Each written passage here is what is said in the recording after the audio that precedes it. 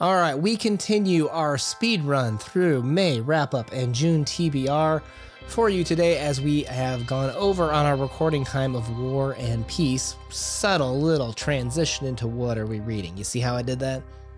Or you're not going to talk about the 2 weeks that we took off because both of us were dying and sick without COVID. We didn't get COVID. Yeah, I wonder, you guys, let's play the game where when you listen to our videos that are coming out, which ones where I sound like I have like just like a crushed up can of Coke and just the shrapnel is just floating around in my throat. That's how you'll be able to tell which one was recorded right after those 2 weeks of sickness. They should play Who is Sicker? Is Crypto or Una sicker in this one? I can't tell. They're both very pale and sound terrible. Yeah. So we took 2 weeks off of recording unplanned because I couldn't talk without going into like this horrific coughing spasm. It was rough. And I sounded like this. Like I'd been smoking for 100 years. The good news, though, is that we did a little bit of catch up on our reading, even if we couldn't record, though, right? Yes. Yeah. Okay. So what we do? May. So this month, let's pick a favorite first, right? So we're in the middle of reading War and Peace. I read Dark Tower. You've still got to read Dark Tower. But I read part of Dark Tower. Yeah. Well, in terms of what we've read, we've got Vote by Nikki Giovanni, The Rock Pile by Baldwin, Corintha from the Cane by Gene Toomer. Made an announcement video that we're doing the Snopes read along, so that's coming up. But we've got Shooting an Elephant, Shoko's Smile, Mother Tongue, an essay by Amy Tan, John Redding Goes to Sea by Zora Neale Hurston, Boys and Girls by Alice Munro, the May Patreon read, which just so happened to be The Turkey by Flannery O'Connor, and The Luncheon by W. Somerset Maugham. So tons of backup videos that I have had stored for times when we decide to catch the plague and not record for 2 weeks. Thank you, antibiotics. That was wonderful. You go first. I don't know. I always go first. I'm having a hard time picking this month. There were a lot of good ones. There were. If I'm going to pick a favorite, am I picking my favorite just in terms of pure reading pleasure, or am I picking a favorite based on how much I enjoyed our conversation? You can pick two if you want. I'm going to do two. Dual favorites. Let's do it first. We're going to do dual favorites. Yeah. Because for sure... We always break the rules. Because for sure, our favorite... That's true. We're not rule followers. Our favorite talk that we had, I thought the Shooting an Elephant talk was a lot of fun. We've never had an imperialism talk on this channel before. So that was exciting. Anytime we can go into history, I think that's always the most fun for me. Yeah, I got to nerd out a little bit, and I taught that, a few months ago, so it was kind of cool to reminisce and throw in a little of the history lesson that I usually get to give my students. So anytime I'm like, oh, I'm kind of an expert on that. I'm not going to sound stupid. Let's do this. So yeah, I loved that discussion, and I think that there was a lot of good information, and I did have fun. So now, in terms of just reading pleasure, reading? Yeah, I'm going to go with Shoko's Smile from, Shoko's Smile is the name of the collection. Did I say that earlier? We read Shin Chao, the short story from Shoko's Smile, the short story collection by Choi Eun-young. Okay. That's it? You're just going to say okay on that one? That's harsh, bro. Like, you was like kind of nerded out a little bit. You didn't say anything. And then you didn't. Well, I was handing it over for you. I was like, hey, I really enjoyed this. And then you just go, why did you? Okay. Why did you enjoy it? Okay.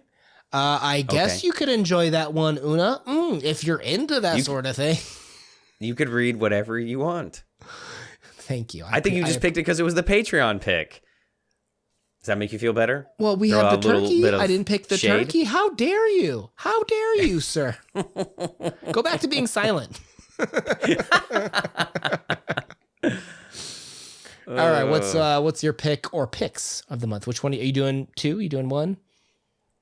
Yeah, no, I agree with you. I totally enjoyed our discussion with Shooting on an Elephant. That was a lot of fun, as I said. Baldwin, The Rock Pile, very cool story with the family dynamic, and I see the favoritism, and I can definitely not exactly relate with that, but kind of empathize with that broken family identity. And what it is to be favoritism, and I see that in real life with my students and stories. And yeah, I think the Rock Pile by Baldwin, that kind of had everything. That was hitting on all cylinders for me. I really enjoyed that read and the discussion as well. That's a great one. And I also learned that kids throwing rocks at each other was a real thing. Apparently I just grew up like a wuss because I was like, oh, you throw hard objects at each other? That's so dangerous. Well, did I tell the story that we didn't exactly like throw rocks, and we kind of did sometimes, but we did stick wars? Ever told you about stick wars?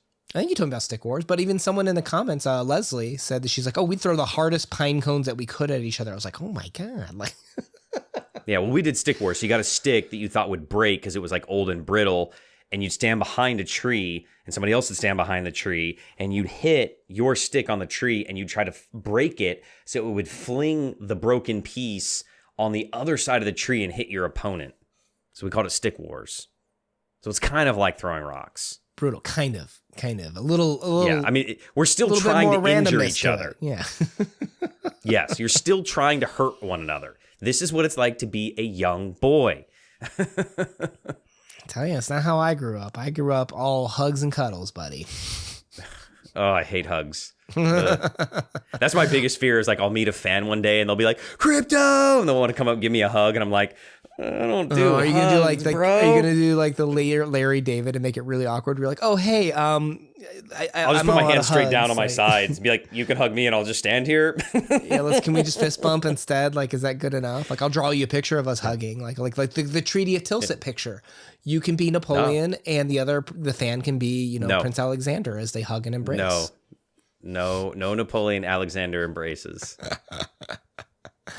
All right, let's talk about June Tibber. What are we doing in June? Are you going to do all of War and Peace and then like start Dark Tower? Is that your goal?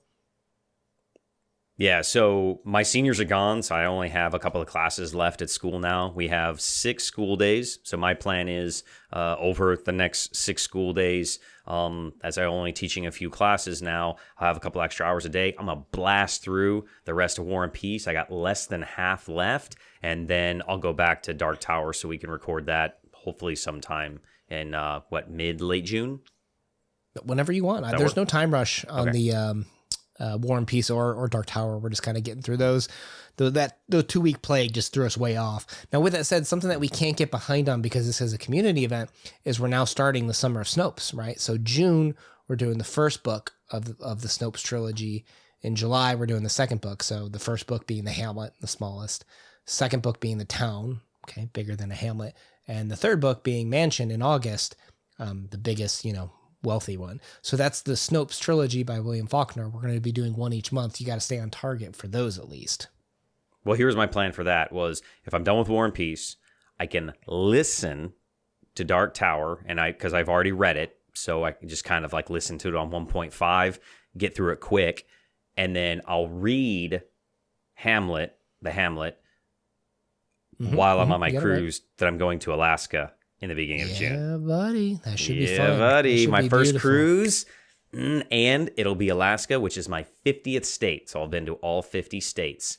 And I will read me a little William Faulkner on my cruise. Weren't you were originally planning on doing an Alaska 2020, weren't you? Like that got quarantined, didn't it? Quarantined twice. Yeah. Brutal. Well, I hope you have fun on that. We'll figure out the book schedule, whatever we need. Like again, Dark Tower and War and Peace can kind of be, but we got to make sure that the Hamlet happens here in this month as we do the Summer of Snopes. If you're interested in following along, joining us in Summer of Snopes, you can either follow along, read it on your own pace, or if you want to join a very lively group, hit me up. I'll put my Voxer Discord info down below, and we can add you to a group where it's kind of like a voice chat where we kind of share our thoughts and talk about things along the way for those that want to participate in it from that perspective. Yeah, buddy. All right. So in terms of, so a lot happening with novels, honestly. So we got a couple of short stories going this month too, right? We've got The Spider's Thread by Akutagawa. Have you heard about that one? I don't think I told you about this one, but have you heard about it? No. If you haven't told me, then I don't know it because you're the guy that tells me about the stories. You're my guy. So here's the deal. When you read that one, sometimes we look things up on the author or look up things on the story even. Don't look anything up on that story. I want cold. you to hit that one because on this channel, we have covered this story before. I want to see if you notice it. And it's okay if you don't, but I want to talk through that with you from like that angle, because that's going to be a very specific story that's going to reference something we've done before. The spider's thread. Okay. Yep. So look nothing up on that. Let's just do that one very formalist in terms of approach.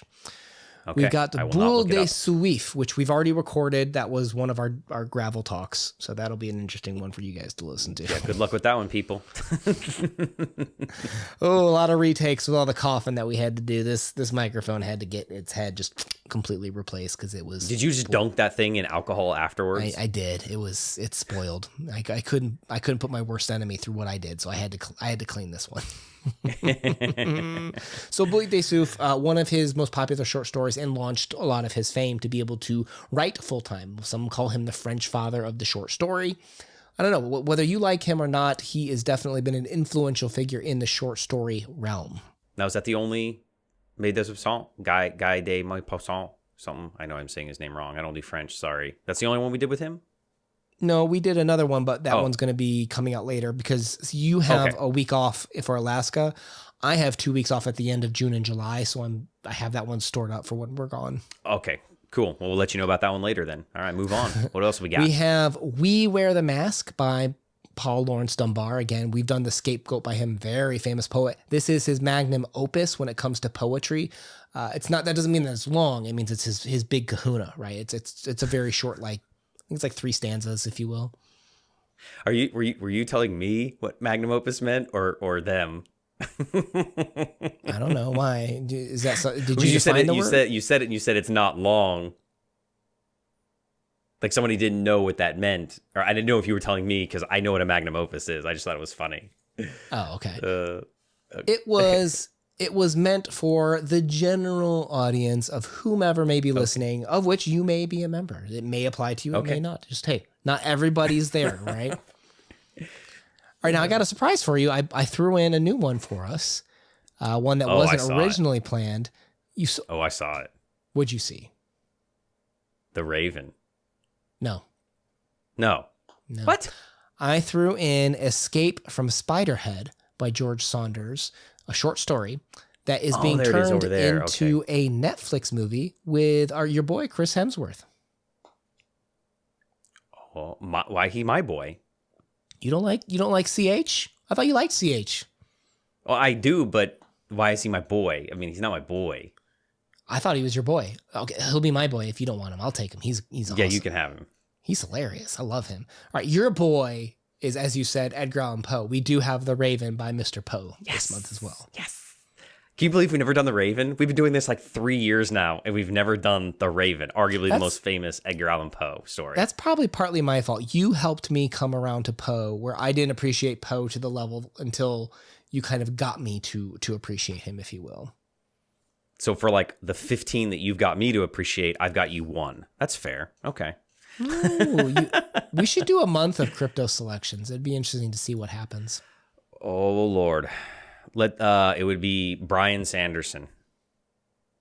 Who? It's a joke. Oh, that's hilarious. Sorry. All right, it's just funny to me. Up next, we have The Tattooer by Junichito Tanazaki. Never heard of it. He's a really famous author, and this is a very famous work of his. I'll just leave it at that, and we'll just kind of go into that one blind, but that's definitely one that's popular. Now, this other one is kind of like a parable that you'll know, but it's the Grasshopper and Bell Cricket by Kawabata. Now, I picked that one just because Kawabata's writing is very lucid. It's very clear, and I think when we think about parables, we tend to think of them as very children, very not entertaining. I'd be curious just to kind of go through that one with you. I think you're going to know the moral. I don't think you're going to uncover any rocks that you haven't known before. It's more about the pleasure and enjoyment of Kawabata's writing, if you will. All right, that's good. Always like new trying author. Yeah, sounds good. I always like trying new authors. New authors. You know Kawabata. We did The Dancing Girl of Izu. Oh, okay. Yeah. All right, I just didn't recognize it. You say the names so like beautifully, and if they're not in my terrible broken American, they don't make sense in my brain. Does that make sense? If you flatter me, I will always accept that. So I will not turn you down on that. We do have one more story, though. The Patreon pick. We do? Yeah, The Last Letter by Fritz Leiber. Oh, sorry. Yeah. Which was selected by... Star. Woo. Thank you to all the patrons. Appreciate everybody. I appreciate all the viewers. You guys just hitting the like button, subscribing. That helps out too. Appreciate it. All right. Well, I'm at the end of my script, and by script, I mean the end of this calendar that I have open in front of me of what we're publishing this month. I've noticed I've made this mistake where I keep forgetting like ongoing works, right? So we know we're working on War and Peace. We know we're working on Dark Tower, and now we know we're starting the Snopes. So I did a good job of covering them this time, at least. I think you always do a great job. Oh, that's awfully kind of you. Oh, you know what I did? Did we release Snow Country this past month, or was that the previous month? Man versus Nature. I don't remember. Well, Snow Country, that is another couple about the story. I think I read that with Pei. I don't think you read along that one. I don't know if you saw that video, but that's the author that did the Grasshopper and the Bell Cricket. I must have missed that one. Probably during our plague. It was probably during our plague days. It was during our plague days. Oh, okay. Yeah, I had medicine head so bad.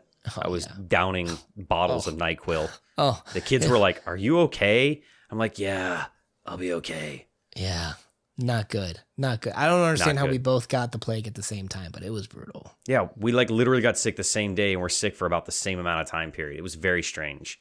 And poor Leslie, she got sick too. Yeah. Everybody, head over to Leslie's channel and make sure you say, we hope you feel better. I'm sure it would help brighten up her day. She is going through, she shared on her channel a few things right now that sometimes when we're down, it always helps to have people reach out and say, we hope you do better. So I'll leave a link to her channel if you didn't know already. And I'd encourage you to go spread some love over there. Appreciate it, guys. Peace. Out.